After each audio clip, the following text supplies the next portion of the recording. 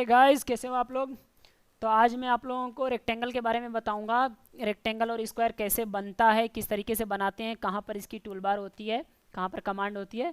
तो यहाँ तक हमने पढ़ लिया था, आर्क तक, लाइन, पॉलीलाइन, सर्कल, आर्क। यहाँ पर हम देखेंगे तो रेक्टेंगल यहाँ पर दिख रहा है, यहाँ पे हम क्लिक करते हैं तो पॉलीगन, रेक्टेंगल, दो कमांड है जिसमें से हम आज कवर करेंगे रेक्टेंगल को। रेक्टेंगल पे जैसे ही क्लिक किया तो यहाँ पर कमांड बार में देखते हैं, यहाँ पर हमको कुछ ऑप्शंस नज़र आते हैं जैसे कि chamfer, elevation, fillet, thickness, width. इन सब तरीके से हम रेक्टेंगल को बना सकते हैं। तो हम यहाँ पर जैसे ही क्लिक करते हैं अपनी शीट के ऊपर तो हमको ये रेक्टेंगल हम ऐसे बना सकते हैं। रेक्टेंगल कोई भी साइज का हम यहाँ पर बना सकते हैं, लेकिन इसको बनाने से पहले हम इसको डिलीट करते हैं। रेक्टेंगल में गए तो जैसे ही हम यहाँ पर क्लिक करते हैं तो हम यहाँ पर देखते हैं कुछ और ऑप्शंस निकल के आते हैं जैसे कि एरिया, डायमेंशन, रोटेशन। मैनुअली बनाना है तो मैनुअली आप ऐसे क्लिक कर सकते हो, लेकिन मैनुअली का आप करोगे क्या, आपको एक पर्टिकुलर डिज़ाइन बनानी है और डिज़ाइन हमेशा मेजरमेंट में होती है। तो हम यहाँ पर कमांड में गए, कमांड में जाने के बाद जैसे हमने यहाँ पर क्लिक किया, क्लिक करके आपको छोड़ देना है, डायरेक्ट कमांड के ऊपर आना है। और कमांड पे जैसे आप एरिया पे क्लिक करते हो तो आप कितने एरिया का आपको जो है रेक्टेंगल चाहिए यहाँ पर पुट कर सकते हो। जैसे कि हमें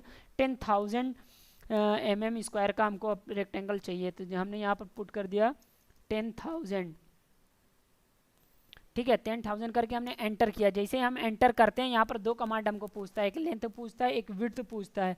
तो हम यहाँ पर लेंथ पुट करते हैं। लेंथ हम पुट करते हैं, सपोज दैट हमको 100 mm जो है लेंथ की चाहिए।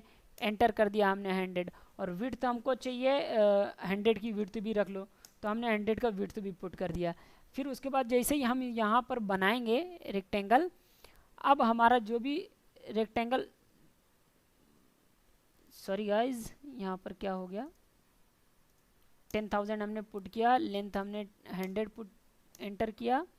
फिर यहाँ पर जैसे ही हमने विड्थ किया, विड्थ पे हमको 100 चाहिए। अब देखो हमारे को 100 का मिलने लगा, मीन्स अपने को 100 यहाँ से हमारी 100 लेंथ भी है, हमारी विड्थ भी है। पर्टिकुलर ये हमारा स्क्वायर बन गया। तो मतलब एरिया हमको पता है तो हम आसानी से ये रेक्टेंगल बना सकते हैं। हम जैसे रेक्टेंगल में जाएंगे, ये हम अब जब बनाएंगे हमेशा हमको यहाँ पर एरिया पे जा करके हम एरिया में 10,000 जितना भी एरिया हमको चाहिए उस एरिया के हिसाब से लेंथ और विड्थ रख देंगे तो यहाँ पर आ जाएगा। तो हम यहाँ पर नेक्स्ट बनाते हैं, रेक्टेंगल में गए, अगली कमांड हमको मिलती है यहाँ पर डायमेंशन। डायमेंशन पे हम क्लिक करते हैं तो हमको यहाँ पर बेसिकली यहाँ पर कह रहा है specify length of the rectangle, मतलब आपको लेंथ और विड्थ देना है।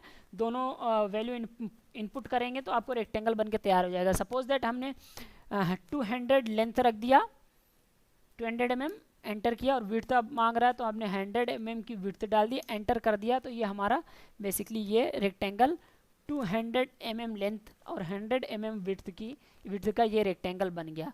और अगला ऑप्शन हम देखते हैं। अगले ऑप्शन में हम जैसे ही क्लिक करते हैं यहाँ पर रोटेशन आ रहा है। रोटेशन मतलब ये होता है कि आप का जो ये ओवरऑल ये रेक्टेंगल बन रहा है वो किसी डिग्री पे बनाना चाहते हो आप, 20, 40, 30, 80, 100, कोई भी डिग्री पे आप बनाना चाहते हो तो वो बना सकते हो। सपोज दैट हमने रोटेशन पे क्लिक किया और रोटेशन पे हमने ये देखो रोटेट करने लगा, तो हमको पर्टिकुलर एक रोटेशन पे जाना है। ये इसका ओरिजिन पॉइंट हो गया।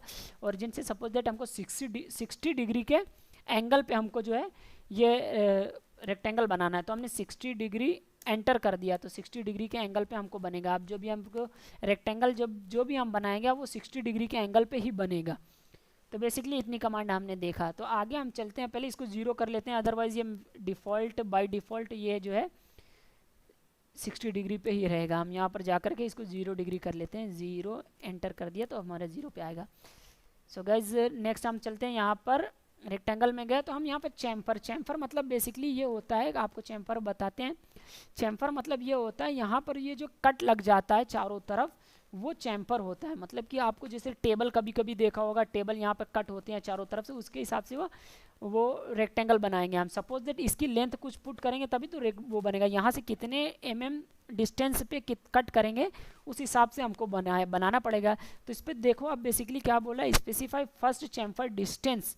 तो हमने फर्स्ट चैम्फर डिस्टेंस जो है स्पेसिफाई कर दिया कि हमको फर्स्ट 500 हो गया और सेकंड हमको भी सेकंड 100 भी 500 कर दिया। हमने दोनों 500 कर दिया। आप सपोज दैट हम जब बनाएंगे तो यहाँ 500 दोनों पुट कर दिया। तो हम यहाँ पर जब भी बनाएंगे, अब ये सॉरी हम यहाँ पर रेक्टेंगल पे कमांड पे गए हम यहाँ पर चैम्फर पे गए, चैम्फर पे फर्स्ट पॉइंट, फिर सेकंड पॉइंट हमने दिया 100, एंटर कर दिया, सेकंड पॉइंट हमने दे दिया 100, एंटर। ये हम देखो दोनों तरफ से ये हमारी 100 पे बन रहा है। जब भी हम बनाएंगे अब ये हमारा रेक्टेंगल ऐसे बनता जाएगा, 100 से इधर, 100 से 100, दोनों तरफ से 100 की डिस्टेंस पे ये चैम्फर बनता जाएगा। बेसिकली ये चैम्फर है हमारा। ठीक है गाइज, अब हम अगली कमांड पढ़ते हैं। हमारी अगली कमांड इसी में हम देखते हैं।